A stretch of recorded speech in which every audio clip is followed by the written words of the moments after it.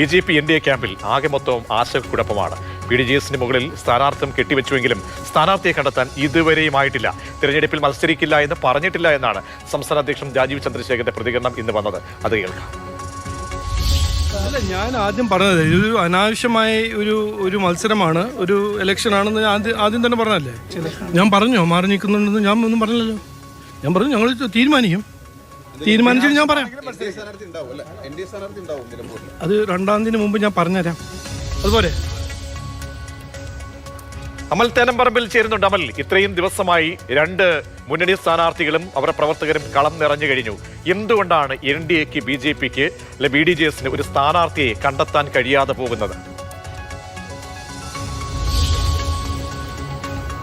പ്രജീഷ, നമ്മൾ ഏറ്റവും ഒടുവിൽ കേട്ട പ്രതികരണം രാജീവ് ചന്ദ്രശേഖരനാണ്. BJPയുടെ സംസ്ഥാന അധ്യക്ഷനാണ്, മുൻ കേന്ദ്രമന്ത്രിയാണ്. പക്ഷേ ഇതൊക്കെ പറയുമ്പോഴും എന്തുകൊണ്ടൊരു തിരഞ്ഞെടുപ്പ് എന്ന് അദ്ദേഹത്തിന് ഇപ്പോഴും സംശയമാണ് എന്ന് തോന്നുന്നു.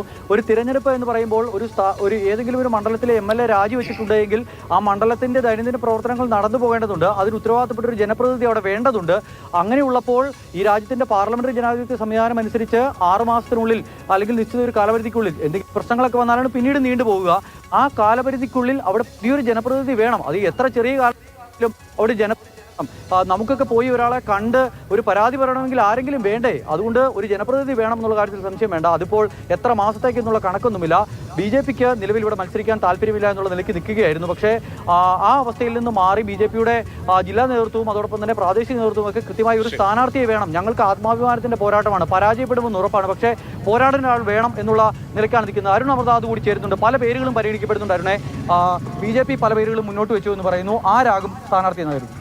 അമൽ തുടക്കത്തിൽ പറഞ്ഞതുപോലെ തന്നെ BJPക്ക് ഒരു തണുപ്പൻ സമീപനമായിരുന്നു നിലമ്പൂർ ഉപതെരഞ്ഞെടുപ്പിൽ. പക്ഷേ ചിത്രം മാറുകയാണ്. ആകെ ഒരു ആവേശത്തിലേക്ക് കാര്യങ്ങൾ നീങ്ങുകയാണ്. അപ്പോൾ BJPക്ക് കൂടി അതേ ഒരു നിലപാടുണ്ട്. ജില്ലാ കമ്മിറ്റി നേരത്തെ പറഞ്ഞതാണ്. അപ്പോൾ സംസ്ഥാന കമ്മിറ്റി ഉൾപ്പെടെ അത് വിലക്കെടുത്ത് തുടങ്ങിയിരിക്കുന്നു. 3 പേരുകൾ അവർ തന്നെ നിർദ്ദേശിച്ചിട്ടുണ്ട്. അത് ശങ്കുട്ടി ദാസാണ്, നവ്യ ഹരിദാസാണ്, ഒപ്പം തന്നെ യുവരാജ് ഗോകുലാണ്. ഈ 3 പേരുകൾ പറഞ്ഞിട്ടുണ്ട്. ഇനി BDJSന്റെ സ്ഥാനാർത്ഥിക്കും സാധ്യത കൂടുതലാണ്. അത്തരത്തിലുള്ള ചർച്ചകൾ നടക്കുന്നുണ്ട്. ഇതിലൊരു ഫോർമുലയിൽ എത്താനുള്ള ചർച്ചകൾ തുടങ്ങി. എന്തായാലും സ്ഥാനാർത്ഥി ഉണ്ടാകും എന്നുള്ളത് നിലവിൽ ഉറപ്പാണ്. അതിൽ ആരിലേക്ക് എത്താനുള്ളൊരു ഫോർമുല ചർച്ചകളാണ് ഇപ്പോൾ നടക്കുന്നത്. നമ്മളെ ശരി, അമൽ തേനമ്പറമ്പിലും അരുൺ അമൃതനാഥുമാണ് വിവരങ്ങൾ നൽകിയത്. അപ്പോൾ വരും ദിവസങ്ങളിലൊക്കെ തന്നെ സംസ്ഥാന അധ്യക്ഷൻ പറഞ്ഞതുപോലെ തന്നെ തീരുമാനം പ്രതീക്ഷിക്കാം.